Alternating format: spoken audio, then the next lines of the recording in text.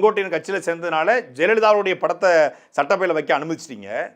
செங்கோட்டையன் கட்சியில் சேர்ந்ததுனால அம்மையார் ஜெயலலிதாவுடைய நினைவில் மலர் வணக்கம் செய்றீங்க. நாளைக்கு திமுகவிலிருந்து ஒரு நபர் வந்தால் கலைஞர் கருணாநிதியுடைய நினைவிடத்தை போய் நிற்பீங்களா?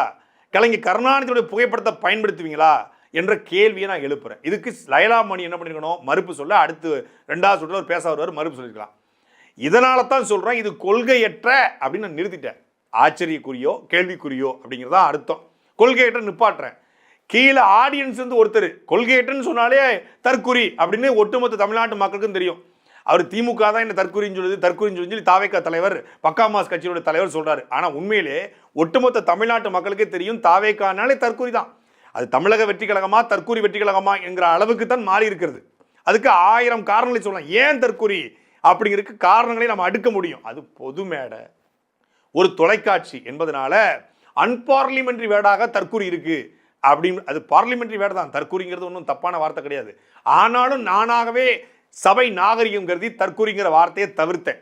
ஆனால் நான் தவிர்த்தாலும் பைத்தியத்துக்கு யார் பைத்தியம்னு தெரியும்ல, தற்குறிக்கு யார் தற்குறின்னு தெரியுது. நாங்களா தற்குறி தற்குறின்னு எப்படி சொல்லலாம்? அப்போ நான் சொன்னேன், தற்குறி இல்லைப்பா, அவங்க ஆகச்சிறந்த அறிவாளிகள்ப்பா.